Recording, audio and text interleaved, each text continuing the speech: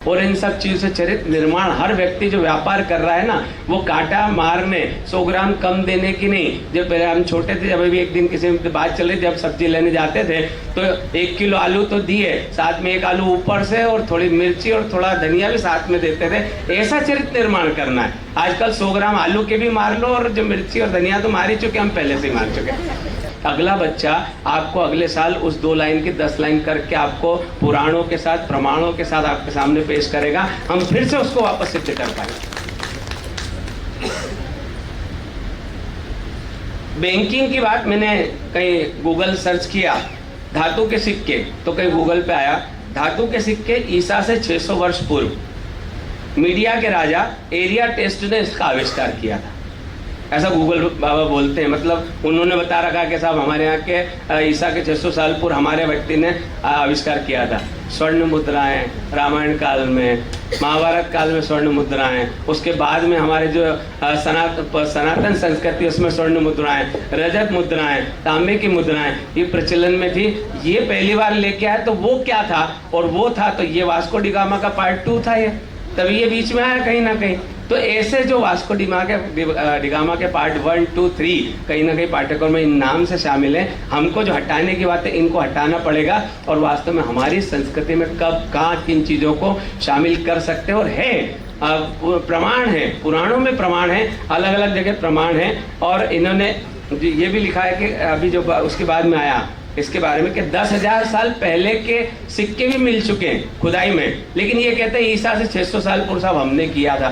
तो ये जो कंट्रोवर्सी है, और हमारे पास प्रमाण है, और वो कहना है कि साहब हम 600 साल पहले हम ये काम कर चुके हैं, तो उनके चीज़ों को काट रखते हुए हमारे प्रमाणों को हमको पाठ्यक्रम में शामिल करना पड़ेगा, तब हम आगे बढ़ पाएंगे।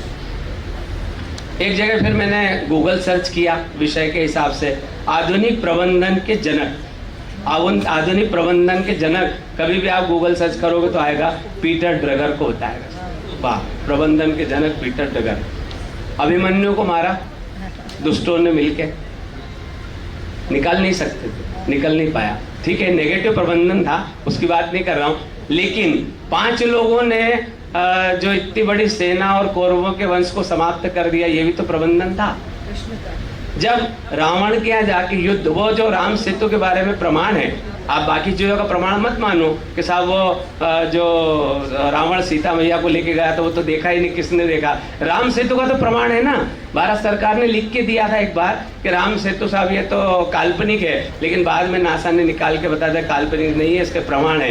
तो हम जब इंजीनियरिंग की पद्धति की बात करें, जब हम बात में प्रबंधन की बात करें, और प्रबंधन से नल नील से क्या काम कराना है, किससे कराना है। राम ने जब पत्थर डाला तो डूब गया, तो राम ने बोला मेरे बस का नहीं, तो यही कर पाएंगे। तो ये भी तो प्रबंधन है। हम प्रबंधन की इन चीज़ों को नहीं बढ़ा रहे। प्रबंधन के केस कौन से पढ़ा रहे हैं कि साहब वो आ गया, एक बार वो इंग्लैंड में ऐसा केस हुआ था, और इसकी बात करें फेसबुक वाले ने ऐसा किया, इनके प्रबंधन को पढ़ा रहे हैं। ये व्यावसायिक प्रबंधन की बात नहीं, मॉनिटरी प्रबंधन की बात नहीं। वहाँ से भी प्रबंधन था। 5 गांव मांगे, नहीं दिया तो पूरा राज्य छीन लिया, घर तक छोड़िया, एक भी नहीं बचा। तो ये भी तो प्रबंधन बताओ। ये प्रबंधन बताने के लिए प्रमाणों के साथ बताओ। प्रमाण है, श्लोक है, किन श्लोकों में क्या लिखा हुआ है। जब हनुमान जी सूरज को निगल लेते हैं तो उसमें सारी यहाँ से सूरज के बीच की दूरी के बारे में भी मैं एक दिन देख रहा था, आज तक पे आया केवल 65 मील का अंतर आ रहा है विज्ञान में, और हमारे शास्त्रों में लिखे हुए हमारे से सूरज के बीच की दूरी का 65 मील का अंतर। कब बता दिया हमने, बहुत पहले। ये ढूंढ के अब लाए और अभी तक पहुंच भी नहीं पाए। हम कहाँ तक L2 से वहाँ तक पहुंच चुके हैं। तो हम इन चीज़ों को बताने के बजाय उन्होंने तय कर दिया हम क्या पढ़ाएंगे। तो ये पढ़ाने की चीज़ों पे हम देखें। संप्रेषण की बात करें तो हमने बोला सब संप्रेषण कब आया, अलग अलग तरह का संप्रेषण की बात कर रहे हैं, लेकिन मैंने इतने सारे संप्रेषण पढ़े, व्यावसायिक संप्रेषण, अलग अलग तरह के संप्रेषण में बताओ तो सही। अंगद ने जब पाँव रख के संप्रेषण बोला कि हाथ लगा के देख, अगर तुम्हारे यहाँ हिम्मत है तो दरबार में। संप्रेषण था रामदूत का संप्रेषण। और हनुमान जी जब आके अशोक वाटिका में अशोक वृक्ष के ऊपर आके बोलते और माता सीता को अंगूठी देते हैं, तो ये भी तो संप्रेषण था।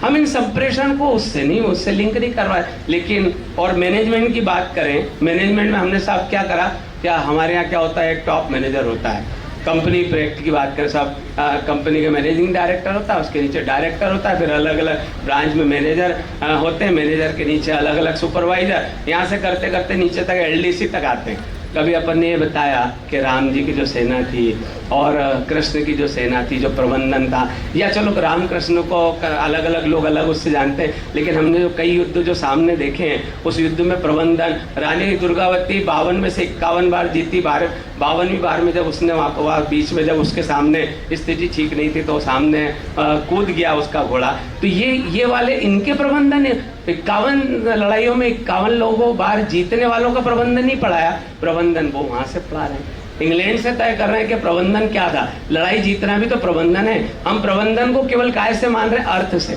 जिसमें पैसा है वो प्रबंधन। क्यों एक राज्य जीत लिया एक राजा ने, वो प्रबंधन नहीं है, अर्थ भी शामिल है उसमें।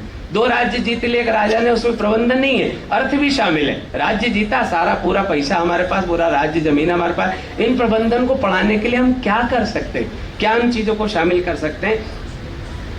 अब अर्थशास्त्र के पितामह पहुंच गए होंगे कहां तक? एडम स्मिथ साहब अर्थशास्त्र के पितामह 1723 में जन्मे। भैया उनने बताया होगा ऐसा। और इस ईसा से 2500 वर्ष पूर्व जो हमारे कौटिल्य हैं उनकी बात नहीं करते। एडम स्मिथ के जो चित्र हैं वो अलग अलग विभागों में लगे हुए हैं। हमने कई जगह हटवा के वहाँ चाणक्य के चित्र लगवाए और चाणक्य की अर्थशास्त्र को आगे बढ़ाने की बात हुई। इन चीज़ों को आगे बढ़ाए। कर की बात 2-3 मिनट में बात समाप्त करूं क्योंकि फिर इंट्रोडक्शन भी करना है, यार लंबा नहीं चले।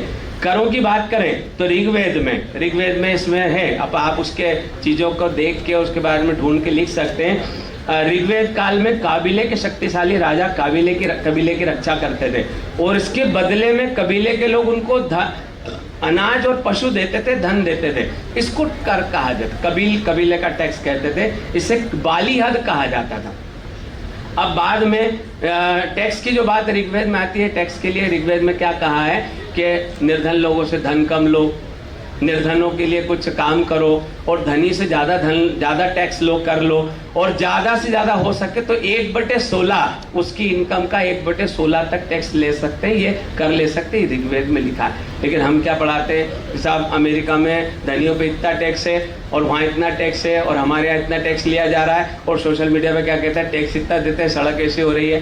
लेकिन टैक्स आपसे ले रहे हैं, लेकिन उनको 1 रुपये किलो में अनाज भी तो दे रहे हैं, क्योंकि ऋग्वेद में लिखा है जो लोग निर्धन हैं उनके लिए राजा कार्य करे, जो लोग काम नहीं कर सकते उनकी चिकित्सा के लिए राजा काम करे। कोरोना काल में देखा होगा फ्री वैक्सीन हमारे देश को 140 करोड़ को तो छोड़ो, दूसरे देश को फ्री वैक्सीन दी गई। ऐसे राजा चाहिए, ऐसे राजा होना चाहिए, ये ऋग्वेद में लिखा हुआ है।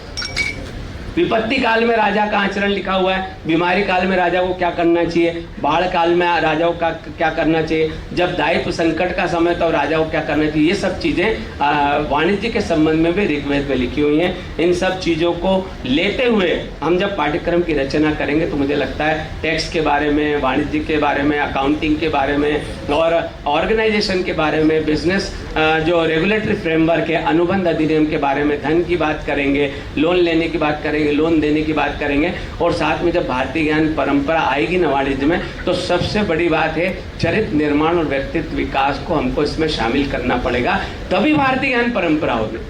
हम ऐसा नहीं कह सकते कि लोन लेके घी पीने की बात कर रहे हैं, उनसे दूर होना पड़ेगा, बचत का प्रभाव बताना पड़ेगा, लोन लेने के प्रभाव को रोकना पड़ेगा, और इन सब चीज़ों से चरित्र निर्माण। हर व्यक्ति जो व्यापार कर रहा है ना, वो कांटा मारने 100 ग्राम कम देने की नहीं। जब पहले हम छोटे थे, जब अभी एक दिन किसी बात चल रही, जब सब्जी लेने जाते थे तो 1 किलो आलू तो दिए, साथ में 1 आलू ऊपर से और थोड़ी मिर्ची और थोड़ा धनिया भी साथ में देते थे। ऐसा चरित्र निर्माण करना है। आजकल 100 ग्राम आलू के भी मार लो, और जो मिर्ची और धनिया तो मार ही चुके, हम पहले से मार चुके। तो हम भारतीय ज्ञान परंपरा के साथ चरित्र निर्माण, व्यक्तित्व विकास को साथ लेते हुए अगर चलेंगे तो मुझे लगता है जो पाठ्यक्रम जब तैयार होगा ना, तब तैयार होने के बाद जो बच्चे आएंगे उन पाठ्यक्रम को पढ़ने, वो बच्चे जब आगे कई फील्ड में काम करेंगे तो उन फील्ड में काम करने के कारण जो मानस तैयार होगा, उस मानस तैयार होने के सूत्रधार आप सब होंगे। और आप सब जो 2 दिन में तैयार करके दे के जाएंगे, या आगे जाके प्यूरिफाई होगा और फिल्टर लगेगा,